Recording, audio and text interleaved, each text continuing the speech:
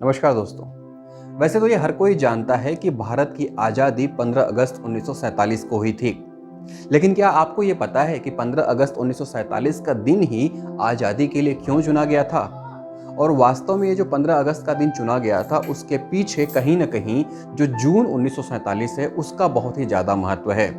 और इस आज़ादी की वास्तविक रूपरेखा जून महीने में ही खींची गई थी। 3 जून 1947 को वायसराय लॉर्ड माउंटबेटन ने भारत के विभाजन और आज़ादी की रूपरेखा पेश की थी और इसी दिन भारत के सभी राजनेताओं ने इसे स्वीकार भी कर लिया था, जिसके बाद आने वाले दिनों के लिए भारत का इतिहास और भूगोल दोनों ही बदल गया था।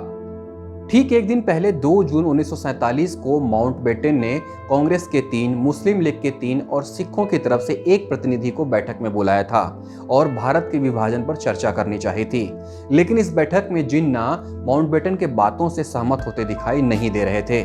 2 जून 1947 को हुई बैठक में माउंटबेटन ने सभी दलों के प्रतिनिधियों से कह दिया था कि वो देर रात 12 बजे से पहले अपनी प्रतिक्रिया और अपने विचार उन्हें जरूर बता दें। माउंटबेटन को यकीन था कि सभी तीनों दलों के जो प्रतिनिधि हैं वो उनकी राय और उनकी योजना पर अपनी सहमति जरूर दे देंगे। 2 जून 1947 की देर रात को एक बार फिर से बैठक हुई। माउंटबेटन के सामने कांग्रेस और सिख समुदाय के प्रतिनिधियों ने अपनी अपनी बातों को स्वीकार कर लिया, लेकिन जिन्ना अभी भी कुछ बातों को लेकर अड़े हुए थे। यहाँ माउंटबेटन जिन्ना के ऊपर गुस्सा हो गए। माउंटबेटन ने जिन्ना से कहा कि जिन्ना, मैं तुम्हें अपनी योजना को बर्बाद नहीं करने दूंगा। जिन्ना को माउंटबेटन ने कहा कि कल यानी कि 3 जून को जब हम प्रस्ताव पेश करेंगे तो उसमें तुम सभी बातों पर सहमति दोगे, और यदि तुमने सहमति देने से इनकार कर दिया तो मैं तुम्हें बता दूं जिन्ना कि मैं तुम्हारे लिए फिर कुछ भी नहीं कर पाऊंगा। माउंटबेटन के इस गुस्से का जिन्ना पर गहरा असर हुआ।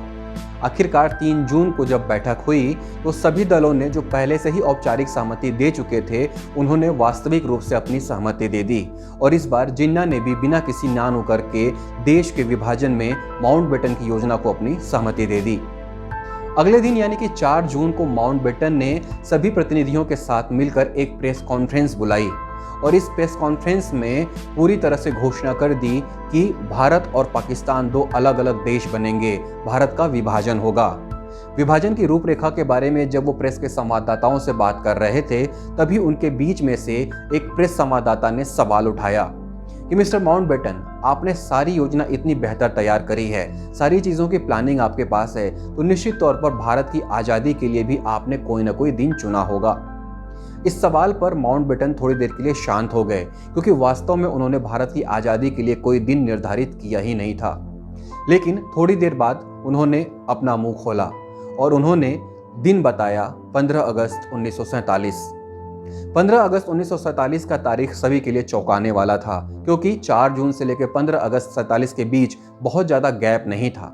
लेकिन उन्होंने इस दिन को एक खास तौर पर और एक खास बात के लिए चुना था।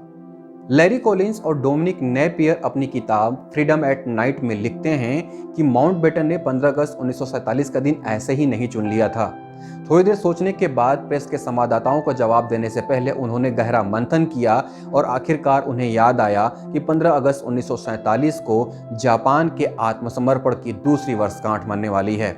तो उन्होंने इस दिन को और भी ज़्यादा महत्व देने की योजना बनाई और उसी दिन को भारत के विभाजन और भारत की आज़ादी के लिए चुना। तो इस तरह से 15 अगस्त 1947 का दिन आपको, हमको और हर भारत के नागरिक को याद है। लेकिन हमें यह भी जानना है कि भारत की आज़ादी के लिए 15 अगस्त 1947 का दिन यूं ही तय नहीं हुआ था, बल्कि जून का महीना भी उसके लिए काफ़ी खास महत्व रखता है। तो फिलहाल इस वीडियो में इतना ही। उम्मीद करता हूं कि यह जानकारी आपको पसंद आई होगी। चैनल को सब्सक्राइब ज़रूर करें। अगर कंटेंट पसंद आया है तो उसे लाइक और शेयर भी करें। फिर मिलूंगा एक नई टॉपिक, एक नई जानकारी के साथ। नमस्कार।